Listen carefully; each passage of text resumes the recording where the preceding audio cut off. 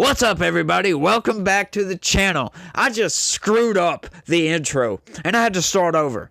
And I should start this over again, but why the hell not? Let's just keep it going. I'm just, with all transparency, I'm just going to let y'all know I screwed up bad just now. Just blah when I tried to talk, and I just could not get it out for nothing. That's why I'm so happy. But well, what's up, y'all? Well, welcome back. Smash the like button, by the way. I might as well throw that in here. Subscribe to this channel if you're new around here. Share this video all over the place. Every single place you can find.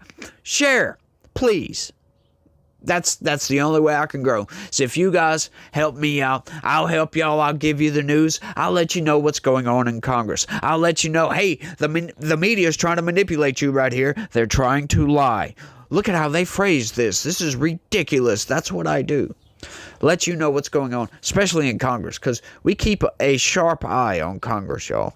We definitely do, and that is something I haven't done in a little while. Why? Because we've been in a transitional period, right? We got the new administration coming in, got the sweeping the old administration out, because, yeah, we had to sweep them out. That's like literally a good analogy for what's going on right now. We're sweeping away the corruption. We're sweeping away the old administration. We're getting these people out of here. And what did they tell you on the mainstream news, folks? Oh, he's going to try to get rid of everybody and install loyalists. No, he's just getting rid of everybody. He's just gutting the federal government, which we need to do.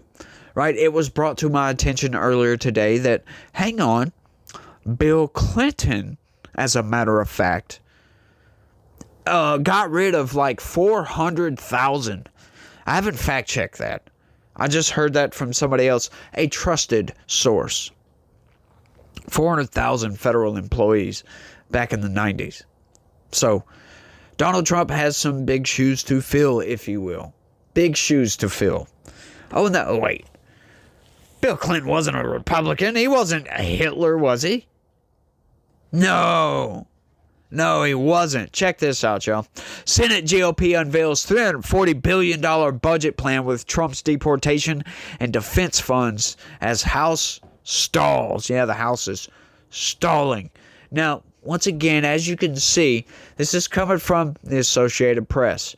And in case you missed my last video, this right here is how much money the Associated Press received. As a matter of fact, it was twice because there were two entries for the exact same amount. Right? Two entries for that exact amount. Now, I don't know if it was just doubled or if they got paid that much twice. But that's how much subsidizing the federal government is doing to the Associated Press. But let's get into it. I just wanted to get that little factoid out there in case y'all missed that, because I find this stuff fascinating. How many corporate press outlets, you can all find it, usaspending.gov. Go check it out. It's easy to navigate. Oh, they had some genius come in. Easy to navigate. You can just go down to the little tab right there. You'll see government spending. Click on that and you'll find what you need. It's simple. Let's get into it, though. As House Republicans missed another deadline Friday to produce a massive budget package of tax cuts and slash spending, Senate Republicans jumped ahead, unveiling a more tailored $340 billion blueprint focused on President Donald Trump's deportation agenda and bolstered U.S. defense spending. Speaker Mike Johnson acknowledged his own chamber's plan for Trump's big budget bill would slip into the weekend as House Republicans work overtime to agree to the details. After a lengthy meeting a day earlier with the Republican president at the White House, they are racing to hammer out a package that includes some $4 trillion in tax breaks. Wait, did I read that correctly? $4 trillion in tax breaks, massive program cuts, and a possible extension of the nation's debt limit. Yeah, because we don't want to default on our debt, do we? No, we have the ability to just raise the debt ceiling. That's something I've never agreed with. It's just insane. It seems extremely unfair because you can't just go and call your credit card company and say, yeah, I want to add another $10,000 to my credit line. You can't do that. They decide. Right? Well, considering that the government subsidizes itself for the most part by just, it has the ability to just print dollars, and which makes your purchasing power less and less and less, which is ridiculous, by the way. That's like a zero-sum game at the end. So it's a negative-sum game if you want to go that point, because you're just going to keep on diluting the value of your currency, if you will, until hyperinflation, y'all. But hey, it is what it is. We have just a few final details to iron out, Johnson said at the Capitol. It's going well, and I'm very excited about where we are and the fact we're going to be moving this forward. But the repeated setbacks are frustrating GOP lawmakers as they argue among themselves and they fail to show progress on Trump's signature legislative priority during the first 100 days of the new administration, with unified party control of the House, the Senate, and the White House. Oh, as if we didn't know that. At stake are countless Trump campaign promises, making tax cuts that expire at the end of this year, making those tax cuts permanent, essentially, cutting spending on federal programs, and ensuring the administration has enough money to launch his deportation operation and finish building the U.S.-Mexico border wall. The package is also expected to meet Trump's demands to raise the nation's debt ceiling, to allow more borrowing, and prevent a federal default. Trump's message, as he popped in and out of the nearly 5-hour meeting Thursday at the White House, was simple: get it done. This is what I love to see. No stalling, no cutting corners, just get it done. Let's do it. Let's not have to worry about this anymore, because the next issue is coming up briefly.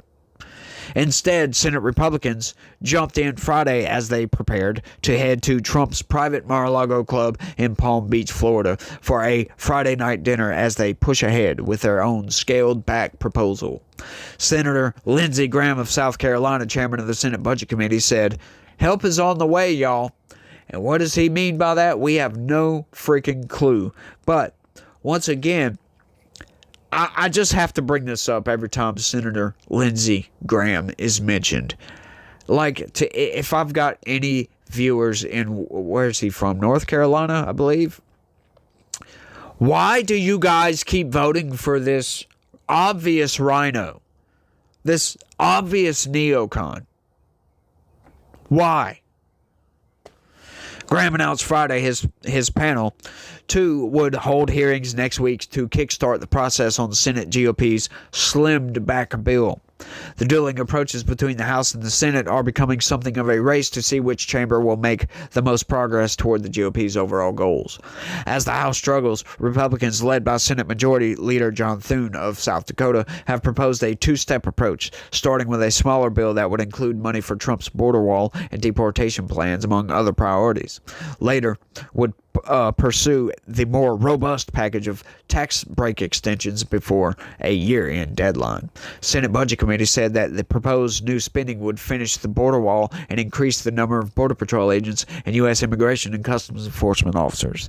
The increased defense spending would include money for growing the U.S. Navy and build an integrated air defense missile system to counter threats to the U.S. In other words, essentially, Donald Trump wants to build an Iron Dome for the United States of America, which is great. I don't know why we don't already have this, but I do believe we do have something similar. Like, it's not an Iron Dome exactly, but the Iron Dome wasn't really meant for such a big nation. That's going to be quite the undertaking there, Donald Trump. And I'm not sure if I agree with this. I'm going to go ahead and push back. I don't really think we need it, because Israel is surrounded by enemies. We all know this. They get rockets lobbed at them all the time. You send all this humanitarian aid from USAID, send it into Palestine, if you want to even call it Palestine, call it Little Israel at this point. We send it over there. Oh, what do they need? They need some water pipes because they don't have good running water everywhere. We need to develop this area. So USAID, so the Agency for International Development, comes in and says, well, we're going to build some water pipes over here. And they send all these water pipes over here. And what does Hamas do? They make rockets with them. Yes, that's the good way to take care of your citizenry. Yeah, let's just take their water pipes, lob a bunch of rockets at Israel, and then complain you don't have fresh running water. How does that make sense there, Hamas? Or how about leftists? They're constantly taking up for the poor Palestinians over here that voted for Hamas. You guys are outright insane for backing up Palestine. I understand what Israel is doing is kind of bad. A lot of citizens are dying. I don't like that either. I don't like when any child, there should not be a single child get caught up in some bombing to kill a terrorist, for crying out loud. That should not even happen at all. I get outraged on those things. But to sit back from our white ivory tower over here and yell and gnash your teeth at other people in your own country as if they can do anything about it. Like you're over here on college campuses in the United States protesting on behalf of terrorist organizations. That never, it just always blew my mind. I never understood that. I understand the outrage for the Palestinian people. But they voted for that. It doesn't give Israel a license to just blow them away. Right? We've got criticisms for Israel. Definitely. And I've gotten off topic. They need the Iron Dome system. They've got enemies all around them, like I was talking about. They get rockets lobbed at them all the time. And it's not just from Hamas. It's from Hezbollah and any other terrorist cell that might be lurking in the area. They need that. I don't think the United States does. We don't have enemies that will lob rockets at us. The closest thing we would have to that would be the cartels. And hopefully Donald Trump does something about that. He is already, which, by the way, why did it take Donald Trump coming in to list these cartels as terrorist organizations? Saw that, huh? Why? How come this wasn't done in Trump's first term? Yeah, I'm bitching at Trump here. How come this wasn't done under Obama? How come this wasn't done for the love of Pete, whoever Pete is, under Joe Biden? These cartels are responsible for the deaths of more Americans than the Viet Cong were. Yes. It's just an insane statistic, by the way. Let's keep going. The committee said the budget plan would also include proposed cuts elsewhere in federal spending to offset the $85.5 billion annual cost, which would total $340 billion over the 4 years of Trump's second term. The two chambers are racing to deliver Trump's agenda with small majorities and little room for error. Johnson needs almost complete unanimity. Why would they write it like that? I don't understand. From his ranks to pass any bill over objections from Democrats. In the Senate, Republicans have a 53-47 majority with little room for dissent. It's a heavy lift for Congress and House and Senate GOP leaders. Why would they say that? It's a heavy lift for Congress and House and Senate GOP leaders. Why would they put so many ands in there? It's a heavy lift for Congress and House and Senate GOP leaders. Why would they put so many ands in there? Senate GOP leaders have been desperately looking to Trump for direction on how to proceed, but the president has been non-committal about the details, only pushing Congress for results. Yes, do it. Like, what is so hard about that? We need cuts, folks. We need some smart spending, some fiscal responsibility here. It all comes as congressional phone lines are being swamped with callers protesting cost-cutting efforts led by billionaire Elon Musk against federal program services and operations. White House Press Secretary Caroline Leavitt said Thursday the president and lawmakers discussed tax priorities of the Trump administration, including Trump's promise to end federal taxation of tips, Social Security benefits, and overtime pay. Renewing tax cuts Trump enacted in 2017 also was on the agenda, she said. House Republicans reconvened late into the evening at the Capitol to make sure all the Republicans would be on board with the emerging plan, particularly the spending cuts that have the potential to cause angst among lawmakers as they slice into government services Americans depend on from coast to coast. Right? Once again, here we go with the cry me a freaking river over here. Like, I'm sorry. A lot of this got to go. We are spending $1.8 trillion more than what we take in revenue. There's a breaking point that is coming up here pretty soon. We cannot just keep raising the debt ceiling and just devaluing the dollar even more. Something has to give. Right? We have to balance the budget. It has been done before. It can be done again. But on Friday, they were not quite there yet, lawmakers said, and would stay at it through the weekend. The House GOP largely wants what Trump has called a big, beautiful bill that would extend some $4 trillion in tax cuts and include funding for the president's mass deportation effort and border wall. It includes massive cuts from a menu of government programs, from health care to food assistance, to help offset the tax cuts.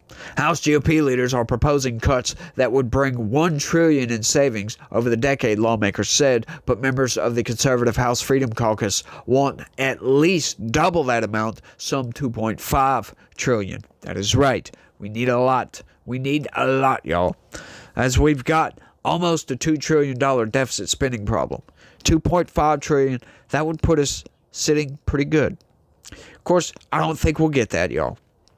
Don't think we'll get that. $1 trillion would be a miracle. 1.8 trillion? You already know. You already know. The chair of the House Budget Committee, Rep. Jody Arrington of Texas, said his panel is preparing to hold hearings on the package next week. Arrington said he can see the runway on a budget plan. We're not far. We're not far. Why would he say it twice? Why would he say that twice?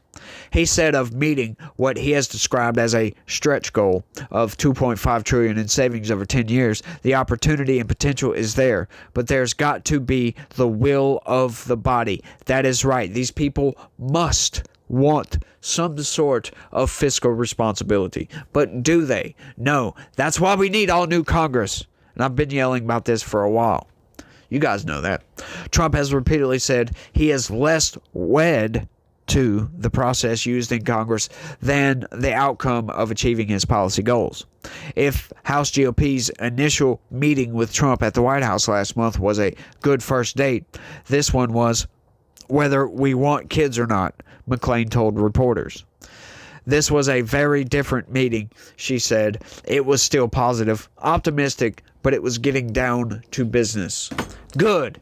Get something done, y'all, because we've been on this escalation of deficit spending for a long time, a really long time. As a matter of fact, since the early 2000s, right? They balanced the budget somehow under a Democratic president, under Bill Clinton. They went from deficit spending to zero deficit spending. And they maintained that for a few years. And it started creeping its way back up. And then it got to under Joe Biden, who doubled the deficit spending from Trump, by the way. Because when Trump left office, it's $984 billion deficit spending. Which, if I would have been doing what I'm doing now, I would have been yelling and gnashing my teeth about that. That is insane, Trump. What are you doing here? But, once again, it's not up to Trump. Once again, like I always say, Trump is not a savior. He can't come in and fix everything, although he has far exceeded my expectations. I'm not going to lie. He has far exceeded to anything I was expecting. I was expecting maybe a little bit better than his first term.